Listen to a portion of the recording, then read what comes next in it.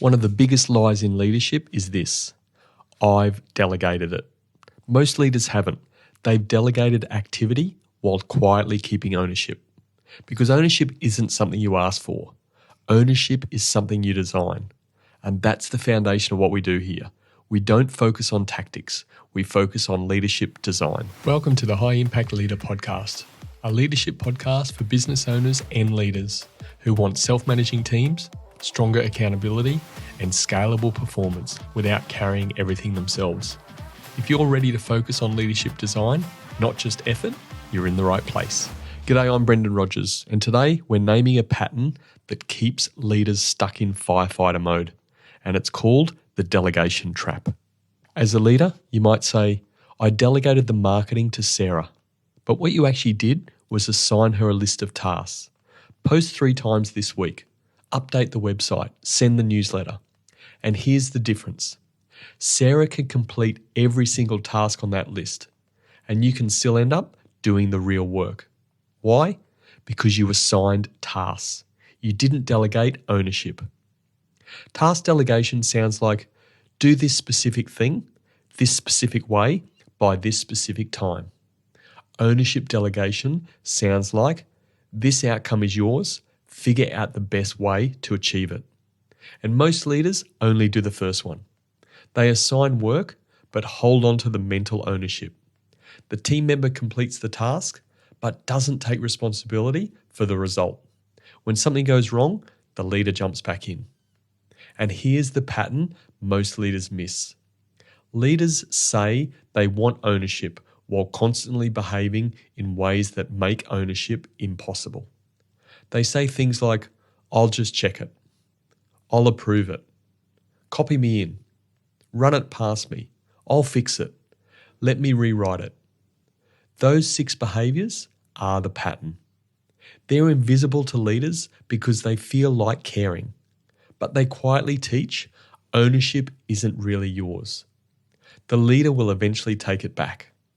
And people naturally repeat the behaviours leadership reinforces. So they stop owning and they start escalating. And this is why you can't scale. Your brain is still the bottleneck for every decision, every outcome, and every problem. You've assigned tasks. You've not built a team. And why does this even matter? Well, when you delegate tasks without ownership, 3 things happen. First, you stay as the bottleneck. The work flows through you, assigning, checking, following up, fixing, redoing. You might not be doing the hands-on work anymore, but you're still holding the mental load of everything. Second, your team never develops. Task-delegated team members learn to wait for instructions. They learn that their job is to execute what they're told, not to think about outcomes. You end up with a team of excellent executors who never become leaders themselves. And this directly impacts team engagement because when people don't own outcomes, they don't invest emotionally in the results. And third, you create learned helplessness. Every time you rescue someone, you unintentionally teach them, ownership isn't really mine. They'll eventually take it back. They stop owning and they start escalating. Most leaders don't become bottlenecks because they're controlling. They become bottlenecks because they're caring. They want to help. They want quality. They want to protect people. But over time, that protection quietly becomes dependence. One question to ask yourself: if your entire team disappeared tomorrow, what percentage of your workload would disappear with them? And what percentage would stay sitting in your own head? If the answer is most of it, you haven't built a team. You've built a dependency. So let's look at a framework that will give you a solution on how to actually delegate ownership.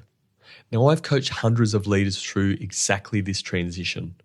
Almost every single one of them began believing their team was the problem. Very few finished there. The system was always the culprit. Now, here's the 5-step framework I use with clients to move from task assignment to ownership design. First step is clarity.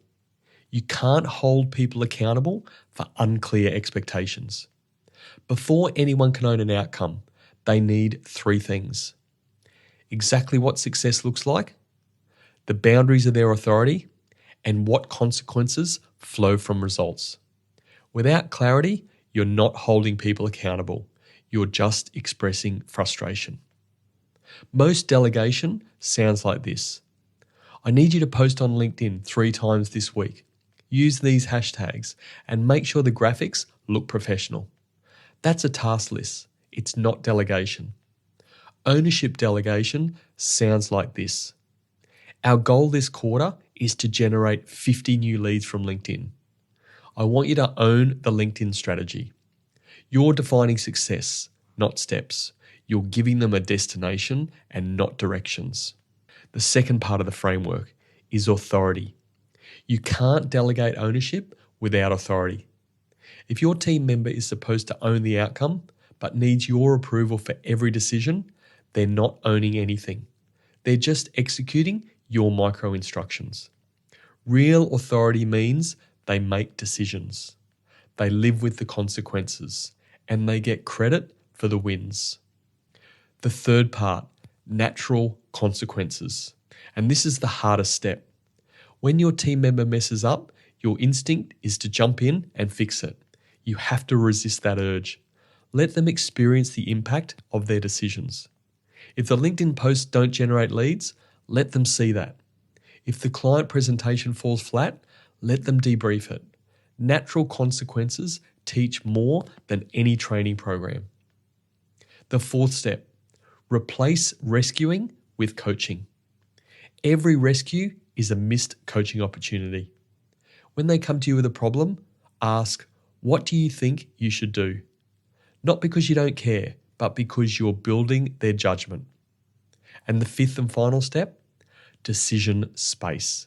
Create room for them to make choices. The system produces exactly what it was designed to produce. Now let's look at a couple of objections that I often hear. The first one is, my team isn't ready. Well, maybe they aren't ready, but ask yourself, are they not ready, or have they never been allowed to become ready? And the second objection, it takes longer. Yes, coaching always takes longer today, but rescuing costs you every day after that. Now, if any of this feels uncomfortable, if you're thinking, but I need to check, or they'll make mistakes, that is completely normal. The behaviours we've discussed feel like caring. They feel like protecting quality. You've never been taught to see them as the system itself. That's exactly what we're fixing today. Now, here's a practical application you can use to see how things are going, and you can call it the vacation test. Here's how you know if you've actually delegated ownership. Ask yourself this one question: can my team member make decisions while I'm on holiday? If the answer is no, you haven't delegated. You've assigned tasks. And here's something for you to ponder on. Which of these 6 behaviours, checking, approving, copying in, running past, fixing, rewriting, are you quietly continuing to do? Because the system produces exactly what it was designed to produce. So here's something to consider. Most leaders believe delegation reduces their workload, and it doesn't. Bad delegation increases it. Good delegation changes the kind of work that you do, from doing the work to designing the work. And that's not less work, that's better work. Your goal isn't to build people who need you less. It's to build people who need themselves more, because leadership isn't measured by how much you control. It's measured by how much ownership exists when you're not there. That's not effort. That's design. That's leadership by design. Now that's it for today. Thanks for listening to the High Impact Leader podcast. I'm Brendan Rogers. And until next time, design your leadership, build your team, lead with impact.